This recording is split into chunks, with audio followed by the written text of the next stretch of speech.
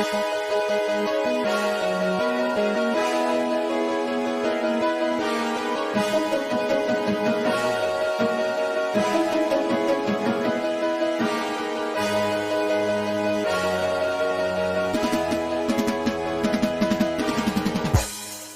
in episode number 112 of the St0ner Sports Radio podcast, baby. We're back. Happy 2026. The last time you saw us, we were back in 2025. So we're ready. We're starting off the new year with a bang. We got plenty to talk about. College football playoff national championship tomorrow. We've got another Thunder update coming from Zach. We have NFL playoff action. We are down to trying to figure out who the last four teams will be. Two have already punched their tickets. Two more will today. We'll give you kind of our thoughts on that. Injury news down the injury wire, impacting this playoff in a big way, in my opinion. We'll visit the sportsbook where we'll recap our first round predictions and NFL picks, and we will update you on what we're doing this weekend. Zach, how we doing on this Sunday? You know, we're doing good. We're doing good. I've been thinking about your Miami pick for a long time. You know, how preseason you predicted Miami to win this national championship, and I just wonder how you must be feeling now, seeing that number 10 besides Miami, beside Miami's name in the national championship. You know, it wasn't supposed to be like this.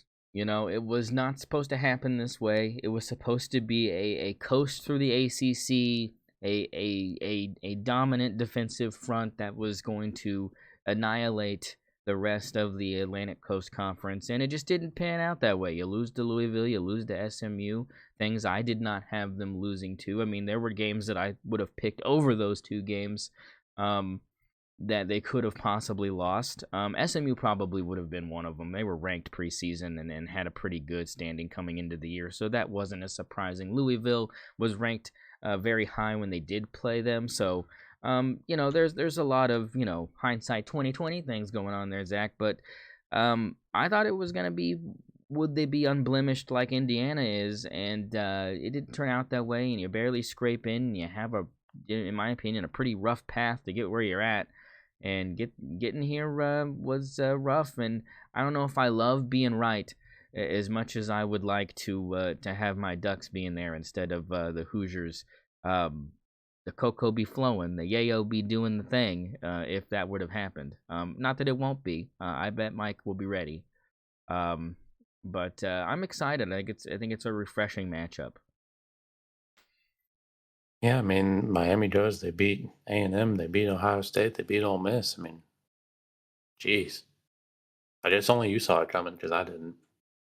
I mean, I just, you know, you know, I thought that Carson Beck would be the difference maker, and he has been. I think he's been properly impacted, but I think really the big story was the defensive line, and to be honest, Ole Miss did a really good job against them.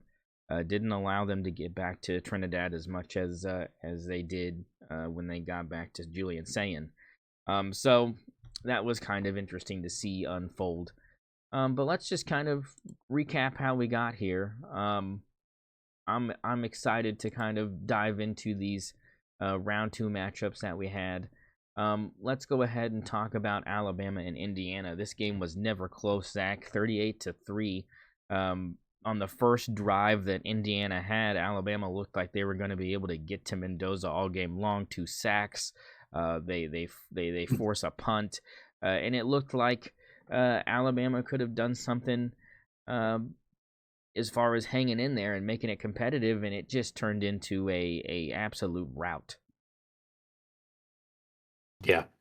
Mendoza 14-16, 192, 3 touchdowns, 0 interceptions. Yeah. They're supposed to be an SEC defense, Zach. What happened? Carved them up. I mean, it was embarrassing. And if you look at the receiving stats, that's just split among all the receivers. Everybody was eating. It was bad. It was real bad. Man, this Mendoza guy. He's gonna go number 1 overall. Yep. I mean, for a reason, and like this stat line's not even the most impressive one he's had since this game. So, we'll talk about that that Oregon stat line soon. Yeah, Ooh, yeah. he didn't like that. He didn't like that. Um, But yeah, just an absolute just destroyed them this game. Makes me really happy that OU didn't have to play against this Indiana team because they're just destroying everybody that they come against, and it's not pretty to watch. Mendoza is just he's murdering. He's committing like felonies on these teams. yeah, no, it's been super impressive. And it's one of those runs that you just kind of sit back and go, is there anybody that can stop this freight train? And I just don't know if that team is out there. And Alabama There's definitely only wasn't one team it. left. Yep, there's only one team left. And we'll see if they've got the goods. But yeah, a great win for Indiana, a 30 plus point win. Just everything going real well for them there. And as for Alabama, I mean, just embarrassing. Just an embarrassing output. Um, but I think Alabama fans and everybody who has played Indiana and been decimated by them as well, you might not be hanging your head very low if they continue to do this against the last obstacle that they've got. And we might just be sitting back here next week going, Team of Destiny, no one was going to stop them. Everybody got killed, and it might be one of the best college teams we've ever seen. That conversation may take place unless they trip up over this last speed bump. Um, but not the best game of the day, that's for sure. Um, Georgia Ole Miss, Zach. This game they did not want it to end with a Ole Miss victory. Uh, Ole Miss, I believe, dominated that fourth quarter, which was the big difference. You're Mhm. you're down at halftime, 21-12. You're not feeling too good if you're Ole Miss. You're thinking maybe this is the time where not having Lane Kiffin on the sideline is going to make the difference, and people are going to be using that as a storyline. And then the second half defense for Ole Miss just shut them down. Only 13 points allowed in the second half, while outscoring them 27-13. And that was the difference. And at the end, just shenanigans. At the end, just shenanigans. You have and this was something I didn't know, Zach. Were these rules where if you get a safety and you punt to the other team, if the other team does not touch the ball and you recover, and you down the punt, then no time elapses and you also retain the football. It's like an onside kick, but also the clock doesn't run unless the opposing team touches it. So you had a very interesting situation where the ball is out of bounds for a safety with 1 second to go. They kick the free kick, and Georgia hops on it, and no time elapses, and we think the game is over 4 different times, and it's not. And we get a 1 second, lateral fest, and it looks like, oh, maybe there's something happening, and it finally ended. Um, just a wild sequence there. What was your takeaway from this game? That Ole Miss is really good. I mean, yeah, it was a weird, really weird ending, but I mean, I walked away from this game thinking that Chambliss is insane. He had 362, 2 touchdowns, 0 interceptions, 30 of 46. I mean, he threw the ball 46 times. It's ridiculous. Um, that's really what I thought of this game. I mean, yeah, the shenanigans at the end were kind of interesting. I don't know if that rule applies in the NFL or not. I guess like it's like an onside kick. I guess, but you have to also declare an onside kick now. So Yeah, and I I don't think know. that in the NFL that might not work. I would think because you'd have to be. I mean, I would think. I mean, so listen to the description of the last play that CBS has. It says they kicked 45 yards from Mississippi's 35 to the Georgia 20. They return the kickoff. He fumbles, forced fumble by Ole Miss. The fumbles recovered by Georgia in the end zone, tackled by Mississippi at the Georgia end zone. Safety. Yep, The replay official reviewed the safety and the play was upheld. that was it. That's it. It's like, what? Yeah, yeah, okay. Yeah, and and then what they didn't say is, and then after that, Georgia kicked the free kick. It went 10 yards. They jumped on it. Well, the thing is, there was still a second left after that. People thought the time had ran out after that because the clocks hit zero. They reviewed it, said there was 1 second left, so that's when they had to clear the field. They kick the safety, and the free kick. They recover it. Ole Miss thinks once again the time should elapse because they touched the ball and there's only 1 second left. Nope, not how it works. And guess what? It's Georgia ball. It's Georgia ball. I mean, if they had lost, Zach, on that last play and they had lateraled all the way down and scored, I mean, in my opinion, might have been the greatest game of all time. like, Yeah, like, I mean, it was a really good game. it was good, but it was The not. whole time. But it was not to be outdone by the greatest game of the day. Best game that we had was the start of the day, and you know what? It was sloppy and it was ugly, and I wasn't feeling good at halftime. But Oregon gets the job done, 23-0, 2-0, 2-0. Texas Tech This is fans, really satisfying for us. nothing, nothing. Have you scored in a playoff game yet? Have you? No. Rough. I mean, this was not domination. This was not annihilation. I will throw that out there. But this was a defensive performance that was aided by the fact that Texas Tech, like I said going in, Behrman Morton's not the answer. And we're about to find out why. And I'm surprised my defense didn't allow a point because that was not our strong. That wasn't what we went into the season being like, we're hanging it on the defense. Like, that was not a conversation that was ever had by any reputable Oregon fan. We knew this was an offensive first team. We knew we were going to have to outscore teams. Now, we knew we had athletes and we were good on defense. But this is shutting a team out in a playoff game. Even if you were to tell me it was Texas Tech, I'm going to tell you, I didn't see that coming. And so, yeah, it makes it feel real good, Zach. I feel really good because, hey, you tortilla-throwing idiots, fuck you. You could never hang. You were never supposed to be here, and we told you weren't supposed to be here. We told you, flat out, it's an accident. You paid to win the Big 12 and run the table in the Big 12, and you got what you paid for. You got to dole out a little bit more oil money to win games like this. And to their credit, they did it. They've got Brendan Sorsby coming in. They paid big money for him. I will say, yes, it's an obvious upgrade from Behrman Morton, who was going to graduate anyway, so they were going to have to do something. But, I mean, is he the answer? I'll be honest. I'm not a believer still. No, I mean, come on. We're talking about 4 turnovers. We're talking about 2 fumbles lost, 2 picks thrown. I mean, yeah, Oregon just straight routed them this game. I mean, especially in the second half, it became embarrassing. Here's the thing that you forget, Zach. We turned the ball over on downs like 9 million times this game too. Like that's fine. Yeah, we turned the ball over too technically. It just doesn't show up on the stat sheet. Well, I'm fine with turnovers on downs. That just means that you went for it, and that's admirable. Didn't get it a lot though. Frustrated. But yeah, I mean, that is true. Turnovers bad for them. Yeah, it was pretty bad, and I'm just it's really satisfying to see Texas Tech not being able to hang with the rest of the field because it says everything that we've always said about the Big 12. Yeah.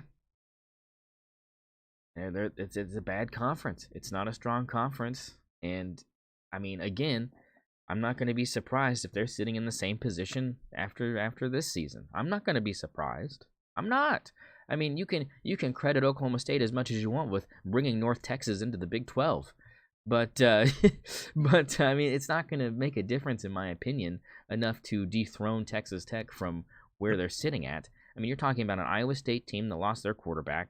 You're talking about a Kansas State team that who knows how good they're going to be. I mean, they were such a surprise failure this year. I just couldn't even describe it. Kansas, bad. I mean, great quarterback, bad team. I mean, UCF, horrible. I mean, there was no. Yeah. I mean, not that. Oops, sorry, not that they were supposed to be good or anything coming into the season. But I mean, it was just another example of not a strong conference. Cincinnati, they were supposed to do something, didn't do what they were supposed to. They weren't horrible, but it wasn't like, hey, we're gonna represent the Big 12 or even get to the Big 12 championship game. Good, not even close. This was supposed to be a conference dominated by Oklahoma State, dominated by Iowa State and Kansas State. Like that was it. Like that was the blueprint when this happened. That was what people thought was going to happen, and it's just not turned out that way at all. And Texas Tech has paid big money to get these recruits and get these transfer portal guys in, and it paid off to the extent where they dominated. I mean, BYU, pleasant surprise, but we knew they were frauds. It's Utah. That was another surprise. I thought Dampier being there would kind of give them an edge, and now they lost their head coach too. Whittingham gone there, and now somewhere else. It's at Michigan. But I mean, it's one of those things where we knew going in that this team was the most fool's gold out of any team in the field.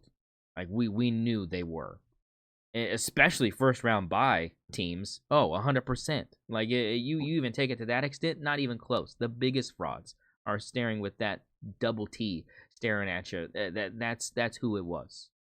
Yeah, I'm surprised they didn't score a point.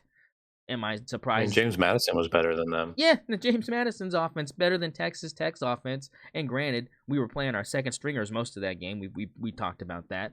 But I mean, it was also one of those things where it's like our starters weren't in either in the fourth in this game, and you still didn't score. Like it was. Like, Yeah. were they worse than Tulane? I think so. I think so. I think Texas It might Tech be the had worst in the field. they Worst in might the whole field. worst offensive performance in the field definitely goes to them, bar none. And you can say what you want Well, yeah, about. no one else got shut out. Yeah, you can say whatever you want about. Well, that's the best defense they played.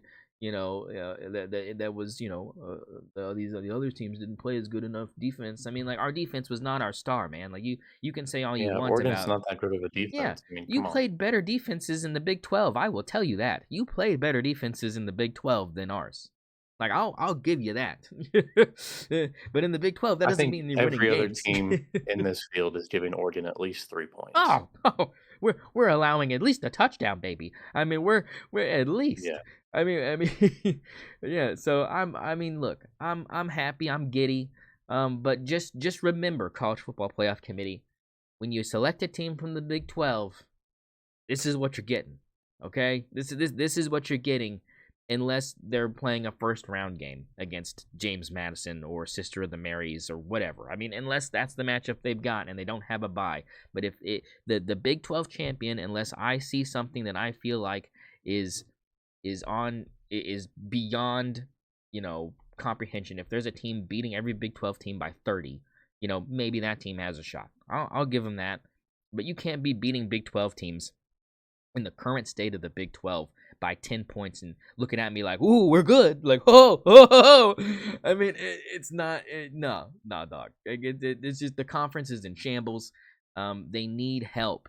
They need another big boy to come into the Big 12, or they need to just merge with the Mountain West already or something. Like there needs to be something happening in the Big 12 because it's falling apart. And Big 12 fans, it's true. It is. Like, look at the state of your football programs. You can talk about basketball all you want. Nobody's watching that shit. We just talked about it. Nobody's watching that shit. I mean, you can go to the game and have a good time, but I mean, like, why would I want to? I mean, is it March yet? Like, no one's watching college basketball anymore. So it's all about how your football teams are doing in your football conference, and it's not good. Yeah. Fuck the Big 12. yeah. He's like, you said pretty much everything. Not really much to add on to that. I mean, yeah, fuck the Big 12. Anyone that's been in the Big 12 in the last 2 years sucks. I mean, it just shows you how much water the OU and Texas were carrying for that conference. Like, it really does. Like, Not really even Texas, mostly just OU. I'll give you that because they're definitely more Big 12 football titles in the last It just 15 had what, years. like 4? Yeah, they not enough to be Oh, talking. you had 14. Yeah, not enough to be talking. Um, let's move on to the second round. Final four games here. Let's start with Miami Ole Miss. What a game! Just by the way, what a game! Tons of plays in this game that were exciting. Came down to the wire. Ole Miss had a good chance of still winning this football game. Um, it was just a fabulous game. I obviously was rooting for Miami to win this game. I was Mhm. actively, so I was very pleased with the way it ended. But man, Zach, I mean, just overall, this was probably one of the most entertaining games all season. Yeah, I mean, I think so. Carson Bet game-winning drive. I mean, That's what that's you paid exactly for. what you Yeah, that's what you that's paid what you for. en that's what you envisioned. That's what you Yeah, envisioned, yeah. when you were picking Miami to win everything. It was Carson Beck doing what he did. He got the ball back with about 3 minutes left, takes it all the way down the field, gets a touchdown with 18 seconds left. Yeah. I mean, And Ole Miss still had a shot. that's experience. That's experience.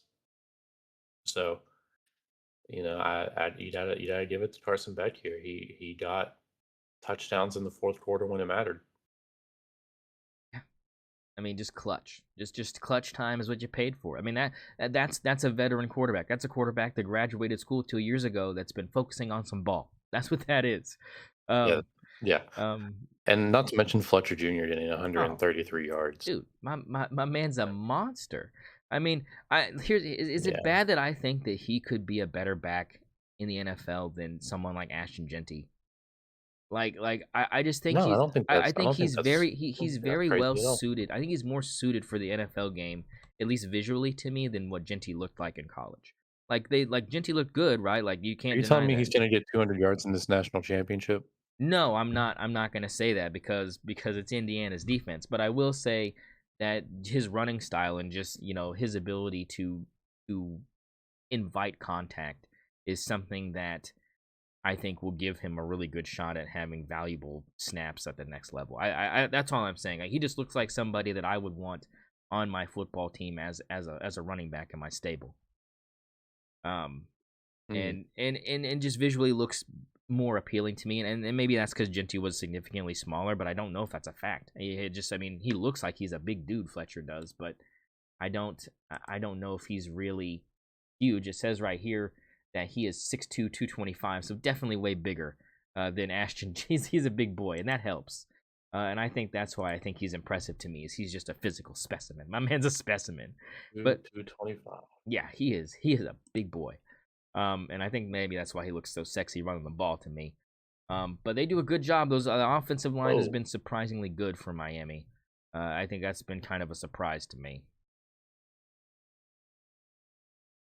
Yeah, I mean, I thought Ole Miss was gonna put up a little bit more of a fight in this game. I mean, it was a close one. They had a chance to win it for sure, but I mean, I thought Miami was in control for most of this game. I mean, I Yeah, don't think Ole Miss had a lead except for like that very beginning of the fourth quarter, yeah. and then obviously, they get like 3 points up, but most of the game it was controlled by Miami. It was really impressive. I mean, Miami had over 60 more yards. I wonder what the time of possession was looking like. I want to say Find Miami that. was in control of the clock pretty significant. See time of possession for some reason, but I imagine it was Miami. Yeah, I mean, what a game! Like you said, it's Carson Beck. Yeah, what you paid for. Um, but I didn't really feel like I got what I paid for. Um, so that game really fun, good game, right? Loved it. Um, Mhm. and then Friday happened, and boy, I was look, I Felt bad for you, I man. I didn't get a chance to say this on here because we didn't have an episode before the game started, but I will let you know that I didn't pick us to win this game going into this, okay? I was very firm in my stance that I just wanted us to play better than we played the first time. I still thought we were probably going to lose this game. I was just like, just at least let us play better than we did the first time. And sure enough, the first goddamn snap is a pick six, and I'm sitting there going, all right, well, this is how this is gonna go. And to our credit, we go down, we march down the field. That drive looks super good. I'm feeling pretty good. Touchdown, we're tied. I'm like, all right, let's resettle. Let's regroup here. And we just got bent over, man. Like we got our panties slid to the side, and they just took advantage of us the whole rest of the way. It was embarrassing. We kept turning the ball over. And this Indiana team does not make mistakes, Zach, and we knew that going in, and we knew if you make mistakes, they're going to make you pay, and they made us pay 56-22, just a shellacking, an efficiency nightmare, just an absolute embarrassing performance, and you know what? I don't know if it matters, Zach. I'm at this point where I don't know if it matters who is standing on the other side of the line of scrimmage for this Indiana team. I mean, it's so impressive. I mean, that second quarter, man. How'd you feel during that second quarter when they were just laying it? I've never turned a game off at halftime and been so happy to do it. Like, I will admit, I didn't watch this whole thing. No shot. I'm down 35-7 at halftime. This ain't no TCU, Oregon, hey, we're gonna come back moment. No. This is not that team. Indiana ain't that team. You're not gonna catch them sleeping. Kurt Signetti, if he catches anybody sleeping, he's probably packing their nose full of all sorts of smelling salts to wake them back up and forcibly putting them in their nostrils. I mean, it's just so wild to me how good this team is. They just look so good. The offensive line, they're so in sync. It's like watching synchronized swimming. Every single big boy takes the same left step back simultaneously with each other. It's beautiful football, and I hate it. I hated every minute of it. This is not what I envisioned. If it was 56-50 and we lost, I would have been way happier with that. And I would have still been super pissed my defense couldn't stop anything. But, at least our offense showed up like we didn't in the first meeting at home. I mean, we just didn't play well at all. Yeah, let me just recap this second quarter for you. So it starts with an Indiana punt, right? Oh, yeah, baby. They punt it, and then Oregon fumbles it. Yep. Indiana gets that 3 plays, touchdown. Yep. Oregon gets the ball, punt. Indiana, touchdown. Oregon, fumble. Yep. Indiana, touchdown. Yep. Oregon, missed field goal. Yeah. Indiana, like a 50-something yarder, touchdown. Right?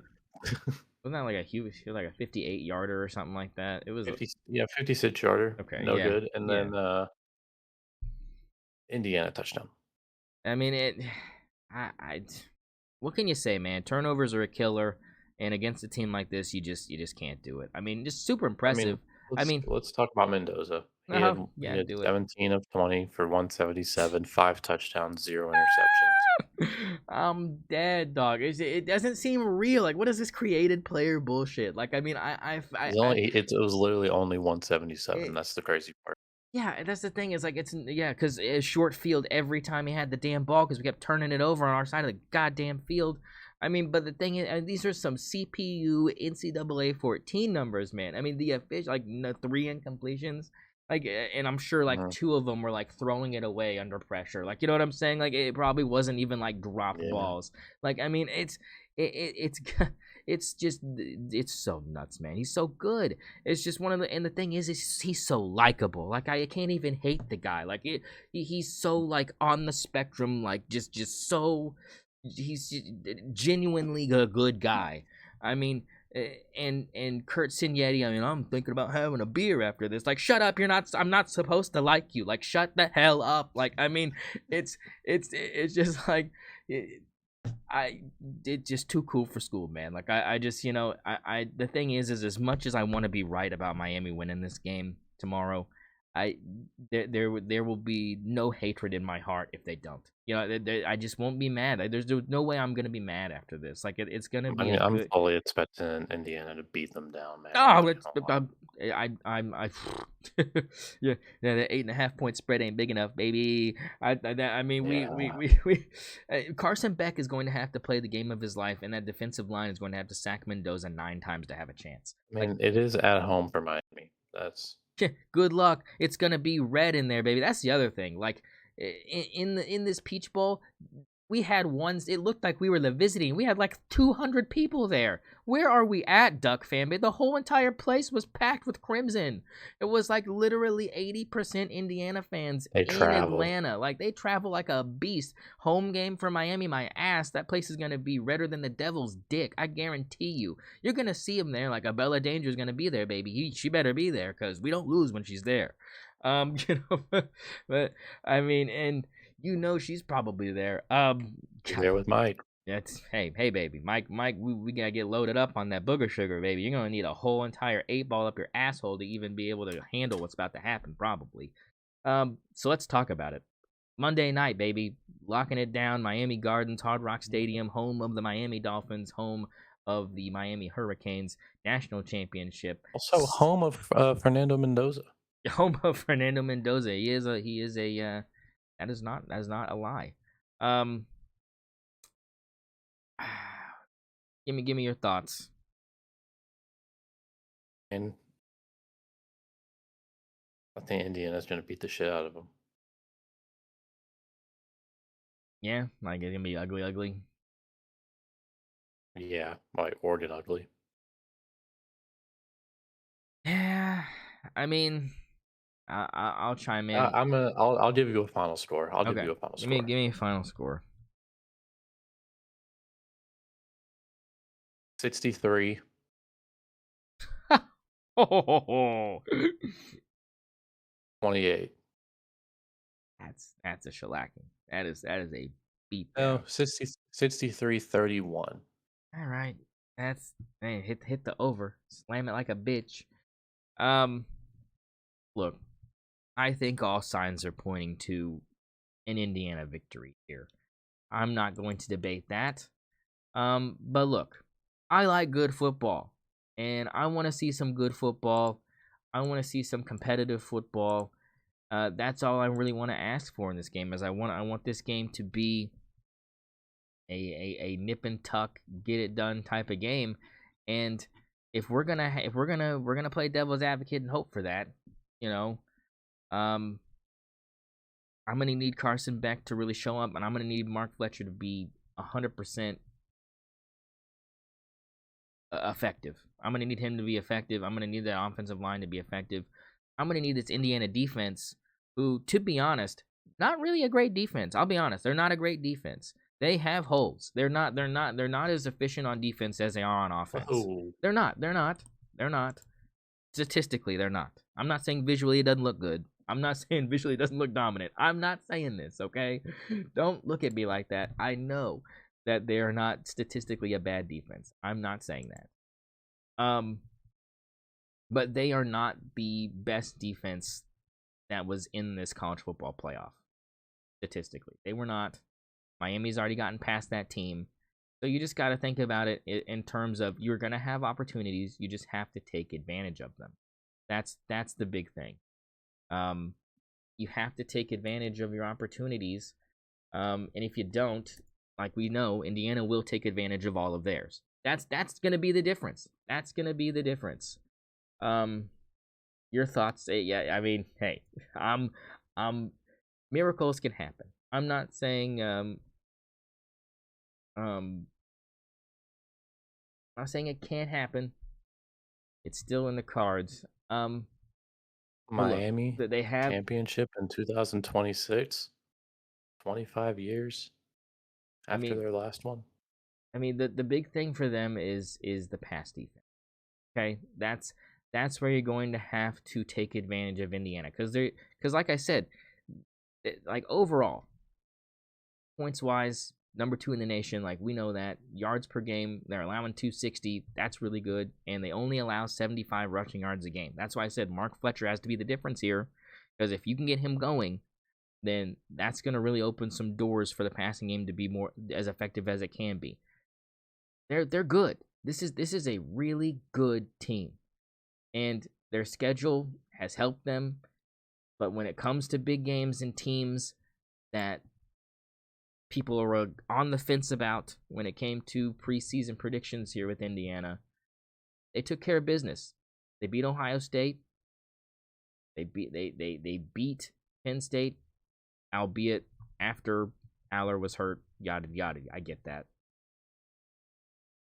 They did the things they needed to do, but you can't look at this schedule and tell me that you're surprised that they allowed only 12 points a game when you're playing teams like Maryland, UCLA, Iowa, who never scores no matter who they're playing, an Illinois team that was a bust as hell, Indiana State, Kennesaw State, Old Dominion, Wisconsin, horrible, Purdue, ass. I mean, if you have an above average defense and you have this schedule, defensively, you should have been able to have these similar stats. I think Miami would have had these similar stats defensively against those teams. Do I have question marks about the Ohio State game on here? Do I have question marks about the Penn State game if I'm pretending that this is Miami's schedule? Of course. But we had the same questions for Indiana. Do I think that they win both of those games if it's Miami? No. And you lost to SMU and Louisville. I can't sit here and say you would have beaten Penn State or Ohio State, especially if Aller wasn't hurt in this scenario. I mean, Yeah, and Indiana's definitely not losing to Louisville or SMU. yeah, no, they wouldn't have. No, that's what I'm saying. Their defense is good enough to stop teams like that, and Miami on those nights was not. And so, yeah, that's concerning for me when you look at this schedule. But all the other teams, besides those two, I would not be surprised if the Miami defense would have had similar stats. Would not have been surprised. I just think that the ACC is more offensively able than the Big Ten, and that's not a surprise. That's not a hot take. That's Big Ten for you, and Big Ten fans will hang their hats on that and are happy with that.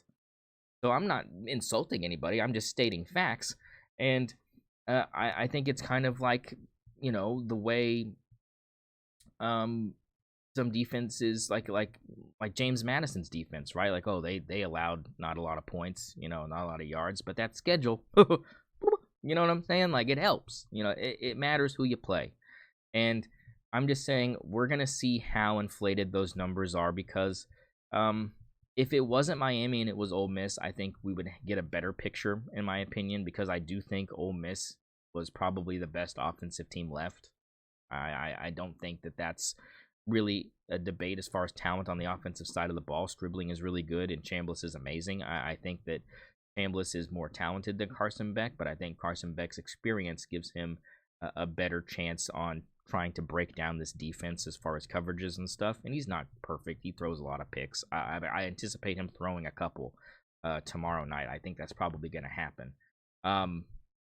But I also think he could go out there, throw 2 picks, and throw 4 touchdowns. I think that's also something he's very capable of doing.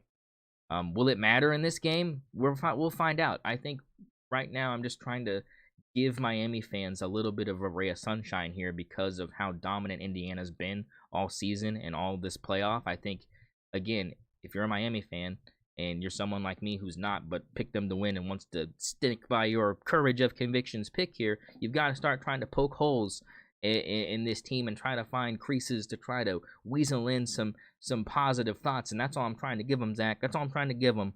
And I'm not going to sit here and say that everything I'm saying is going to come true. But all I'm saying is I'm sticking with the U, baby. Give me the U final score. I'll give you a final score. The U gets it done. 24-17, Carson Beck game-winning drive under 2 minutes to go. Get it done. And Mendoza does not have a chance to go tie it up. Not enough time left. It just ends up being a almost got it done season for Indiana and a historic win for Miami and an unforgettable night. And we will wake up to the obituary of Michael Irvin ODing on that Tuesday morning. So just know, Miami fans, if you win, you're going to lose an icon, but you'll have a championship. So party hardy, baby. I'm rolling with the hot team. I'm rolling with the 10 seed. I'm rolling with the upset. I'm rolling with my preseason pick. Give me them to survive. Love it. I love it. And listen, I might have cooked up a 5-leg parlay here for the national championship. Whoa, baby! Oh, the sports book gonna be hopping, baby. Listen, just let me give it to me. let me pass this out for you right now. So it's Yeah. plus 3,400, right? Okay. $100 win you $3,400. Okay. Indiana minus 8.5. Okay. Kalen Black anytime touchdown. Mark Okay. Fletcher Jr. anytime touchdown. Okay. Fernando Mendoza 3+ passing touchdowns. Okay. Yeah. Carson Beck 2+ passing Okay. touchdowns. Yeah. How do you feel about that? I like that. I like that. If I was a betting man, I think that would be. I mean, I am. I think I think I'll take that. You know, I would take that. But my heart says no. My heart says you have to replace the 8.5 with the Miami money line. What would my odds be?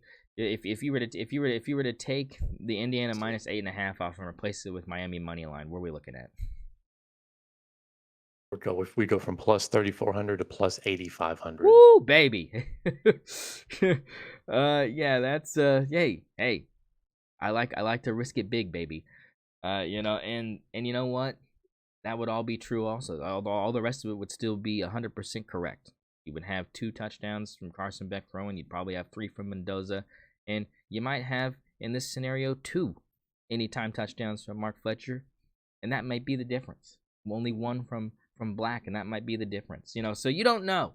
That could very well happen, and Well, I so hope if it you go for does. 2 plus, if you want to go for 2 plus, that turns that from a plus 3,400 to a plus 12,000. Yeah, yeah. That's hey, you're gonna need that kind of Well, performance I'll to be get right it back. done. So yeah, that looks like the preview that we're gonna give you for that, and we'll cover more of it when we hit the sports book here in a little bit. Um, Zach is frozen. Um, uh, Frozen? yeah, frozen a little bit. The camera's frozen. I can hear you fine. Um, uh, but Zach, go ahead How we and doing? yeah, go Oh, ahead no. and kind of give us your breakdown here. We had another Thunder loss last night. Last second shot by Alex Caruso, a little bit too strong off the back iron, couldn't get it done. The Miami Heat deliver another loss. Um, yeah, you're good now. Another loss to the Thunder here. Just kind of break down again. You know, best team in the NBA, obviously. No debate about that. No one's saying that that's not true anymore. Um, but now I think people are starting to understand that today's NBA is not even the NBA of 10 years ago. This is a completely different NBA, and you're going to get everybody's best shot every night when you're trying to chase something like this. And the way the Thunder shoot the 3 ball, which is not very well, it doesn't take much for a team to be able to outpace them when it comes to shooting from distance, and that's been proven to be a problem in most of their losses, Zach. But still, kind of break down where we're at. 35-8, still head and shoulders above everybody else in this league. What else can you give us here? I mean, there's not really much to say about it, you know. I mean, they're dominating most games that they play, and you don't have to worry about. Um, you really don't have to worry about them day in and day out. It's a surprise when they lose, but lately it has been a little iffy. So obviously, we start the season out. Let's see. We start the season out 24-1, Yeah, right? And since then, let's see. you're looking at 14 and Since 7. then, we're 35-8. So that's 14 and what 7. 11-7. 11 and 7. Oh, 11 and 7. Yeah, you're right. Yeah, not great. 11-7 cents. So not great. We've also been without Hartenstein for most of those games. So that's been tough. Yeah, But yeah. Oh, and now J-Dub with the yeah, hammy. I mean that loss to Miami was tough. I was watching that game. The end of the game was tough. I mean, we kind of let it slip. Um, Andrew Wiggins had a great three to end the game, but yeah, it was Well, and it's just and tough all around. well, and Bam with his career Shit high at 39. six threes. Bam Adebayo with six threes Yeah, in a game, a career high.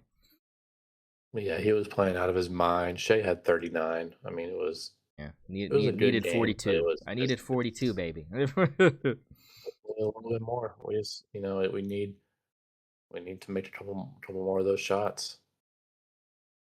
It's really all it is. Yeah, Um, the box score. I mean, SGA was obviously at the start of the show, 39 points, 12 of 19. Um, Really could have used a lot more out of AJ Mitchell tonight. Honestly, he goes 1-6 from three. Could have used a couple more of those to go in. Uh, what can you do? I mean, Lou Dort 1 of 5. I don't know what to say. I don't know what to say about Lou. I'm starting to think he might need to go.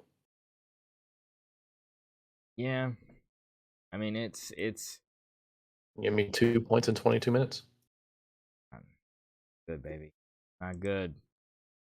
Not good. Um, so streaky though. Just so streaky. But it's looking more like you're right about that, and that's that's from a fan's point a little bit of a disappointment. Um, but yeah, you look at the splits, man. It's not great, man. It's not great for the month of January for Lou. I mean, he's look at, I mean, 6 points, 3 points, 3 points, 0 points. I mean, but you've got 4 games where he's in double digits, and all those games are the games where he's hitting his threes. But you look at the ones where he's not: 1 of 6, 0 of 5, 1 of 2, 1 of 7.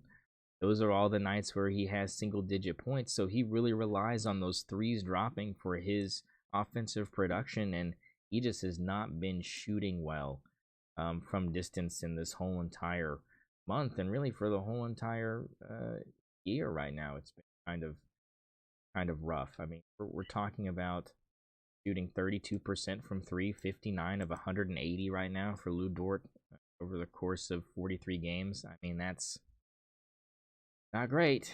Hey, good news though. He is shooting 91% from the free throw line. But he's only been there Oh, there we 23 go. times. So he's only been there probably 10 times to the free throw line. But he doesn't miss. So I mean, and that's something Shea's been struggling with. I might be promoting Lou Dort to the technical foul, free throw shooter over Shea. I'm sorry, but he's missing too many free throws for me I right mean, now. that's crazy. He's 91% in January. Yeah. Hmm. He's missing too many, man. Missing too many.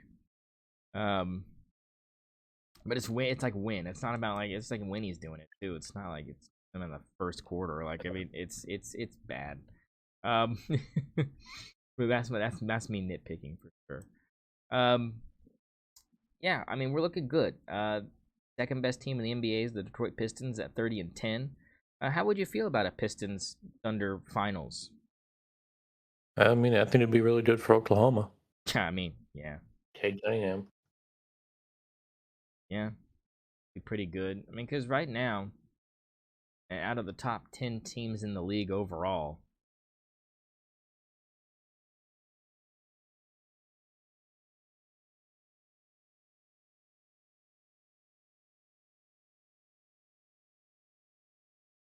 yeah, I mean, 6 out of the 10 are Western Conference teams.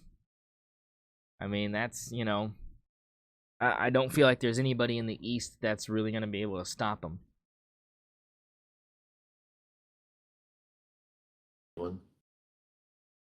I mean, I mean, the Boston. Celtics without Jason Tatum is an interesting dynamic. The Yeah. Knicks are streaky, and the Raptors are eh. I mean, those are the 4 you're looking at. Obviously, right now, as we're technically halfway through the season, a little bit over that as far as games being played. You look at the Cleveland Cavaliers and the 76ers and the Bulls. Uh, those are, I mean, the Magic. Those are the other 4 teams that could find themselves in the mix if teams like the Lakers and Suns have a little bit of a drop as far as overall record. Obviously, conference wise, it's a completely different situation because the aspirations are not as necessary. Because you look at the Eastern Conference, Zach, and those teams are mushed together like they normally are. And you look at the Western Conference, and most of the mushing is anything after us. Yeah. So Yeah. I mean, if we were Listen, playing, yeah, ahead of everybody, man. yeah, if we were playing at the level of San Antonio. We were 29-13 as well, with a three-way tie in the West. Would you think this could be the year where there would be the most parity? I mean, obviously that's not going to happen. We're just too good. But I'm saying if we weren't, and let's pretend that we had taken a step back this year and we're not playing as good of basketball, um, this probably could be the most up for grabs year, if not for us. What I'm saying, take us out of here, and this is a very, very interesting league. Yeah, I mean, let's just take OKC out because Yeah, the next best team is the Pistons, and they're still 3.5 games yeah, behind OKC. Um, it's like the Pistons, the Spurs, the Nuggets, the Celtics, the Timberwolves, the Rockets. Those would be like the teams I would consider yeah, true contenders. And yeah, I mean, we'd probably be looking at like a Denver Pistons finals, which could be really interesting. I mean, one team that's been really disappointing is obviously Pacers in the East without Tyrese Halliburton. yeah. They're 10-33. I mean, they're bottom of the league. Bad. Um, it's just not good. I mean, they're down there with the Pelicans. Bad. Yeah.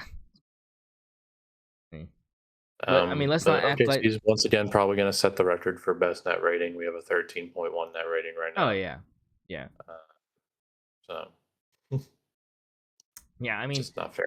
well, and the thing is the most shocking bad teams right now, in my opinion, are the Mavericks and the Bucks. I mean, those teams are horrible. 17-24 Milwaukee right now, still in the conversation to make the playoffs. But if you were to put them over in the Western Conference, nowhere near. They're bottom five right now, tied with Dallas and Memphis for wins. Dallas being as down bad as they are, and once again, Anthony Davis, aka Street Clothes. Um, I'm telling you, that trade keeps looking worse and worse. But we talked about it the other day, Zach. The Lakers might have to trade Luka to get better. Yeah, I'm with that. So in the end, it may not be just painful for Dallas. It might be painful for LA as well. Because I think you and I both know this Lakers team, the way it's built, is not championship caliber at all. No, not even. But they can't play defense. Yeah, and so you're gonna have to probably get rid of him. And what would you want if you're the Lakers? Where would you go with Luka if you were trying to shop him right now? Well, I'm trading LeBron. I'm trading Luka. Oh, okay, but I mean, but who wants that though? Nobody. That's what I'm saying. Like, but I mean, that's what I'm saying. You for this team to get better, you might have to package them I'm trading together. LeBron. I'm trading LeBron. Jake Laravia. Probably Reeves. maybe Reeves. I don't know. I might shop Reeves, see what I can get. Because you need to build the team around Luka, and to do that, you have to put defense around Luka. So I'm keeping Marcus Smart. I'm gonna have Yeah, him start next to Luka for a year. Rui can play defense. I'll keep him. DeAndre Ayton's got to go. yeah, And then yeah, I'm probably gonna trade for some defensive guys and then some picks. Hope you can get some. I'd probably try to trade um, Austin Reeves to like the Thunder. Honestly, yeah. see if we can get like a Kaysen Wallace Oof. I mean, or a what would you think about that? lineup. I mean, our defense is good enough. I mean, we could use another shooter. Is that something that you would be thinking would be a good move for Sam Presti? I don't know. I don't know if he fits because he can play defense, and that's the thing. Like we want guys that can play defense. They don't have to be like superstars, but they have to be like plus Yeah. defenders. And I don't think Austin Reeves can come close to that. I mean, it'd be interesting to see because we do kind of need that next ball handler. But and when Jalen Williams gets going, which I think is starting to happen, we'll be fine. Yeah, And but then he AJ pulled his Mitchell is hammy. kind How of long is he emerging. out for? I don't know. But then AJ Mitchell is also emerging as that nets guy up. But Elgin it'd be Waffle interesting to see University, Austin Reeves. baby. It's happening. I mean, Austin Reeves, he's OU legend. Come back to Oklahoma. Yeah, I mean, I don't think I would hate it just Averaging because 26. I mean, just because our 3-point shooting is so spotty, and I know that Reeves is kind of streaky too, but I don't know. I feel better. I would feel better him shooting a three than Lou Dort. You know what I'm saying? Like I'd feel better him shooting Yeah. a three than than than AJ Mitchell. I love AJ Mitchell to death, and he's not a bad 3-point shooter. But I just feel like if those guys aren't hitting and Isaiah Joe's 1 for 4, like I mean, we just lose those games. It's just unless our defense is playing at the elite level that it can play at, we lose those games. And I think a difference maker like Austin Reeves could be a positive thing, even if he can't play defense at all. I think we have enough help to try to mask that enough to let him get 4 or 5 shots up and have a chance to give us 12 to 15 points. I mean, that's all we're asking for. Like, I think that's really all we need is someone that can give us 12 points from distance and really help us separate from teams when we get cold from three. I think that's the only thing we're really missing. I think we've got our big pieces now. I think Sober is someone we could put in there next year to get some quality minutes. I think that Topic coming back, if he has a three ball that I don't know about, maybe that's what we're missing. I just don't know what we have at our disposal to try to aid, in my opinion, the shortcomings this team has, which is consistent shooting from three. Yeah, I mean, we figured it out in the playoffs last year, so Yeah, I I'm mean, not no, too I worried mean, about look, it. I mean, again, we're nitpicking. We're literally nitpicking a team that's head and shoulders above everybody else in the league that has no excuse not to repeat, barring injury. Like that's the only thing that can keep this team from being on the trajectory that it's at. It may not be record-setting record-wise. It may not be any of that stuff, but the only thing I care about is finishing the job now. We've got one. I'm greedy. Give me another one. Yeah. Speaking of which, being greedy, you're gonna have to be greedy today with the Patriots. Get another shot at an AFC title, which is probably what your fucking 20th in your life. It seems like a lot. It's gotta be a lot. Um, I can literally any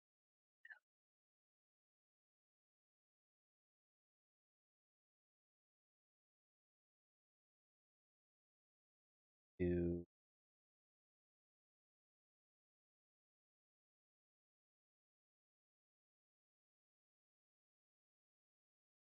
13. 50% of the time they make it to this point, and they don't win 50% of the time, but they make it. They've Yeah, won nine nice. out of 13.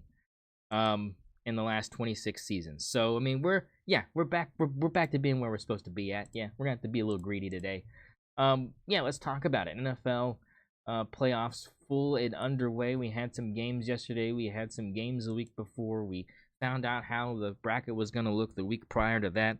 Um, Lots going on, lots of moving parts here.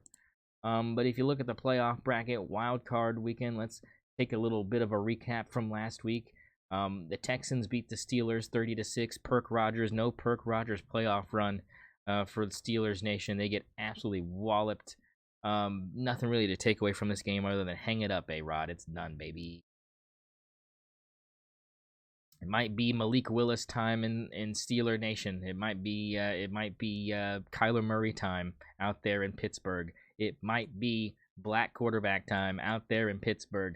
That's my caveat. I think that's what they're missing. I think that's what they're missing. They need to move on from these old white quarterbacks and give somebody a chance that's got some mobility, baby. Because John Watson. yeah, hey, Deshaun Watson, baby, come out there to Pittsburgh. They accept rapists. You'll be fine. Um, and that's fact. That whole entire state just loves them. Doesn't matter what level you're playing at. Loves them. You loves them. Pennsylvania, Pennsylvania, very, very, Philadelphia, very Pittsburgh, pro they love them. pedophile, pro pedophile, pro rapist. Pennsylvania, PA. Just look at who they voted for. PA they stands for pedophile apologist is their state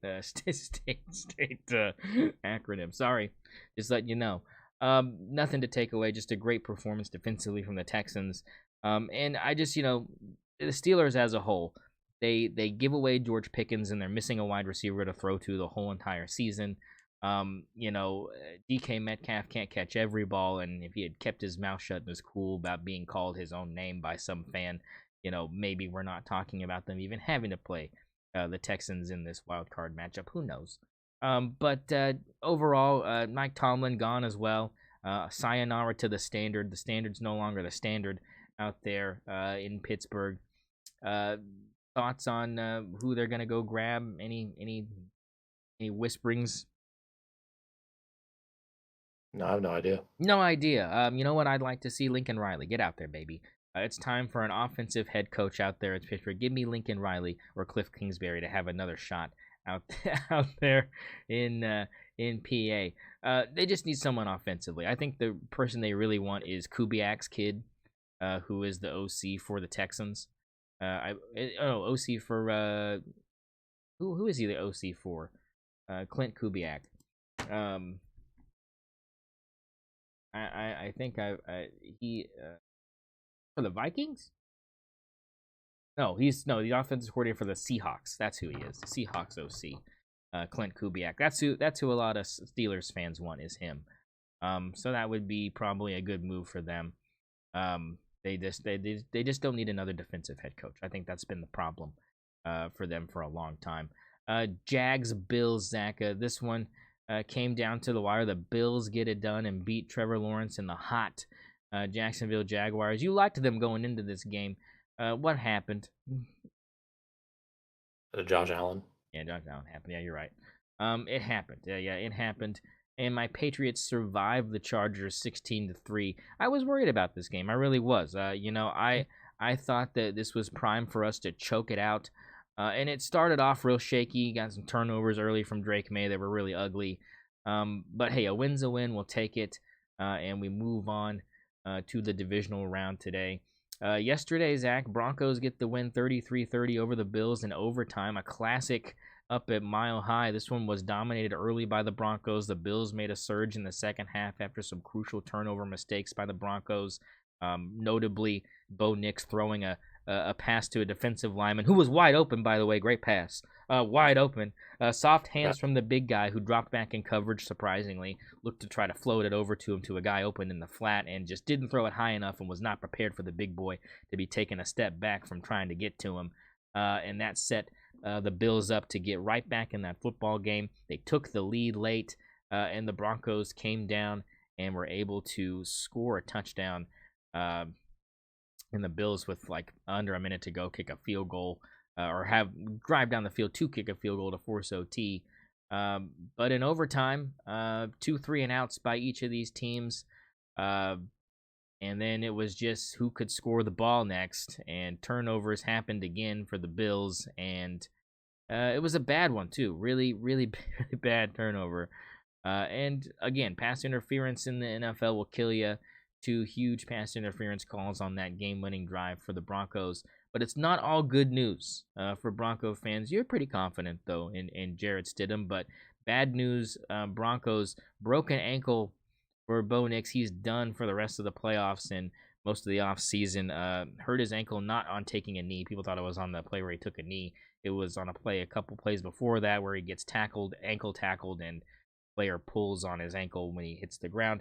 Not a big enough break to immobilize him, though, because he kept playing, but significant enough where if he took another hit or another pull, it would be probably ligament damage, tears, and it'd be one of those ugly ones that you don't want to look at. Your thoughts? He's not that much better than Jarrett Stidham, so it's not going to make much of a difference. So you really think that they've still got probably because their defense is just what carries them, so it doesn't matter? Or yeah. I mean, I kind of feel you on that. But so the Broncos punched their ticket to the conference championship game, albeit having to roll with a backup. Maybe Phillip Rivers can come out of retirement again for the Broncos, or hey, Tom Brady's looking at the situation like a Green Goblin mask. It's talking to him. Who knows? On the NFC side, we had the Rams beating the Panthers by 3. That was a really good game. And Rams get the win. They move on to play the winner of the Bears-Packers game. That game also came down to the wire, Zach. A very entertaining game um, there in Nice man, Chicago. Caleb Williams. Caleb Williams is something else. That 4th and 7 throw, right in the bucket, just a dime. Very, very college-esque from him. It was very nostalgic for me. I remember many of those passes against Texas that looked just as impressive when he was wearing that Sooners crimson and cream. Before being a traitor, though, I mean, you know, I probably would have left too. But the thing is, you know, that's going to be a fun matchup, the Rams and Bears. And on the other side, you had the 49ers upsetting the Eagles. Um, just a bad year for the Eagles, right? I mean, the potential was Yeah. there, and they just seems kind of squandered. The What went wrong receiving for room them? never locked in. The receiving room and QB room to never lock in together. I mean, you had AJ Brown doing whatever he was doing, and just a lot of negative stuff going around in that locker room. I think was really the cause of it. Not to mention the fact that it felt like the line was not as good as it was last year. I think we're seeing signs of aging there. Mm, Jalen Hurts needs to learn how to throw the football. Uh, yeah, yeah. It's you know, yeah, they've got some work to do. They were not back to back ready. And that happens a lot in pro sports. There's a reason why a lot of teams don't have that opportunity. So the 49ers win, and they get the privilege of playing the Seahawks on the road in a game against a team that you have been very vocal about possibly being the best team in the NFL. Um, and boy, did they get their asses handed to them last night. Holy shit. I mean, the yeah, first for the kickoffs return for a touchdown to start the game for the Seahawks, and historically, not a great sign for the team that does that, a la Devin Hester in the Super Bowl. But you know, just too good, man. Everything went perfect for them, 41-6. I mean, just an absolute Indiana-esque performance from the Seahawks, just giving it to them. And I was just kind of surprised on how bad offensively the 49ers looked. I know no George Kittle, but I didn't think that was going to rear its ugly head as bad as it did. You still have CMC. You still have guys out there that are doing some Pearsall, guys that have shown up and contributed massively throughout the regular season. And just, I mean, wow. yeah. Uh, Seattle defense is really good. Yeah. Um, I mean, Brock Purdy barely got over 50% completion for 140 in a pick. Sam Darnold was efficient as hell, 12 of 17, 124, one touchdown. But I mean, if you look at the Seattle defense, man, just so many forced fumbles, so many picks, just like turnovers, man. It was bad. Not to mention that no receivers could really get going. For San Francisco, you had Tongas, who was like okay. He had 5 catches for 59 yards, but it just wasn't ever going to be enough. Um, Seattle didn't even have to worry about that too much because Kenneth Walker's over here getting 116 yards, 3 touchdowns. I mean, the passing game for Seattle is what I usually look at as the strong suit, and even Jackson Smith and Jigba only had 3 catches for 19 yards today. It was nothing special, and they were able to get the running offense to operate at such a high level. It was beautiful to watch. I mean, I hate the 49ers. So Yeah, you're not feeling any sort of bad about that. Um, well, I think that'll do it for the past games. We'll go ahead and get into future games when we visit the sportsbook, baby. We're here, sportsbook time. Cue the music, big boy. Get that thing going. We're here. There it is. All right, let's talk about previous picks. We love talking about previous picks. It's the best time of the year, previous pick time. Um, Look, let's start out with how it went 2 weeks ago when we started this journey in the second round of the college football playoff. Let's go with Zach first. He had the over of the Texas Tech Oregon game at 50.5. Bang! 23-0 Ducks.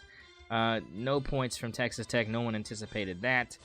Alabama plus 7.5 against Indiana. Bang! Taking a fat dump on that one. Couldn't hang with it. The under of the Ole Miss Georgia game.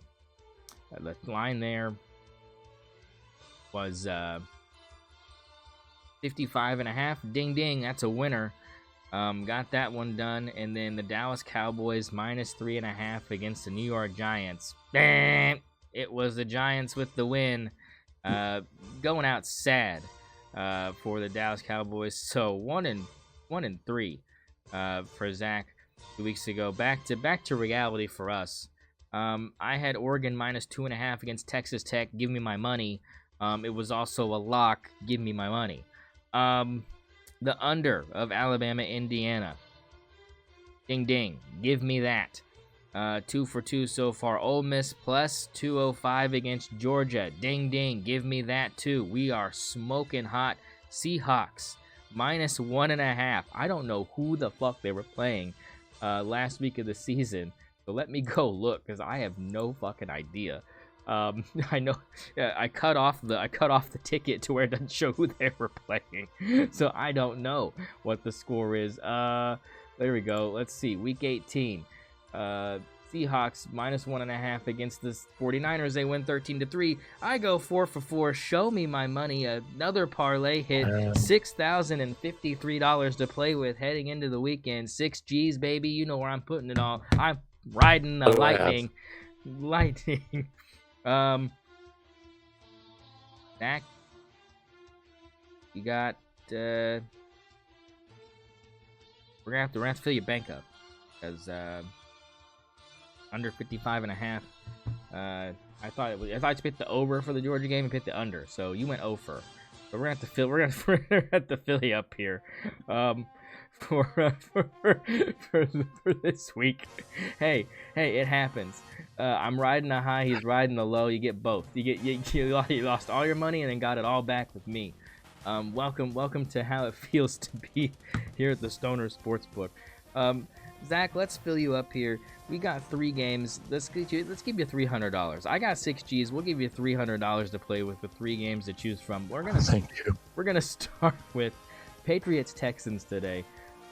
It's Patriots -3. The over/under is 40.5. Money line Texans +150. Patriots -180. What are we doing here? Give me New England to -3.5. New England -3. Putting a whole Benjamin on this one. Are we feeling pretty confident? Yeah, I gotta split up the Benjamins. Okay. We're gonna do that then. All right. So 100 on Patriots -3. My first pick. I'm gonna go the under. Under 40.5 Patriots Texans. We went under the last week against 2 teams that I thought were going to kind of be a little bit more offensively inclined. I thought the Chargers would kind of give us a little bit of a run. I think that defenses show up on both sides today. Give me the under 40.5. I'm gonna put a G on that. $1,000 on that. We're riding the under there at 40.5. Zach, the night game tonight. Chicago Bears Rams -3.5. The over under here 48.5. Bears money line +164.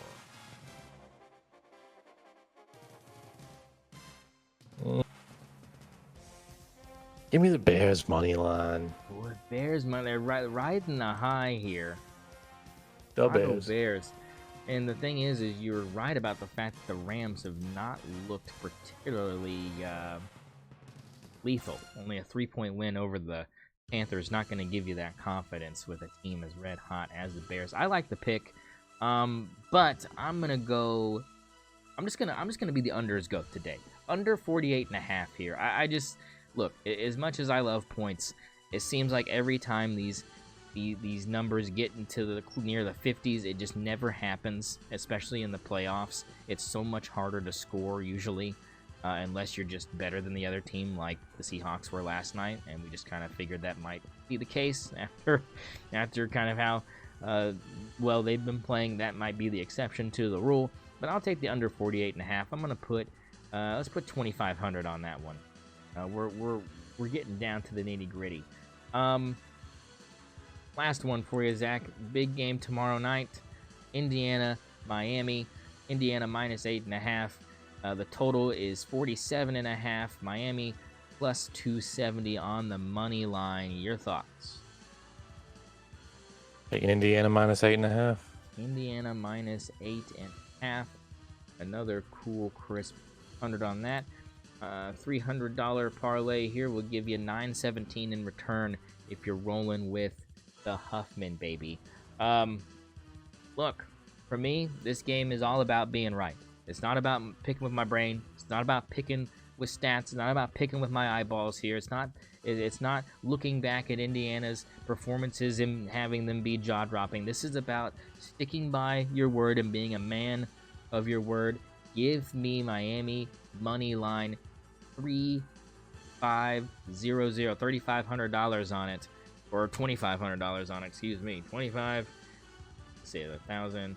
I put 35. Yeah, 2,500 on that. At plus 270. I'm rolling with the U, baby. Let's get an 8-ball together, Bike Irving. I'll have the money to hang for one night. And that right there will wrap up the sports book there. Zach, any final thoughts before we get out of here and finish the college football season and cling on to the last inklings of football as a whole? Nothing crazy, but as much as I do want Indiana to win. It'd be really funny if they did that.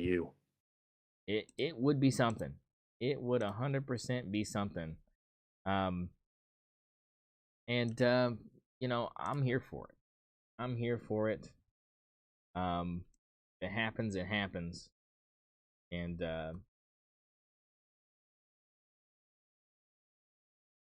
I'm happy with my bets here. I think I'm feeling pretty good. Patriots get the job done today. That's my final thought. Get the job done. And for all of you crazies out there, appreciate y'all. Good night, Canada. Episode 113 next week. Thank you, Zach, for joining me. He's having technical difficulties, but he's out, and I'm out too, baby. We'll see you next time. I'm out.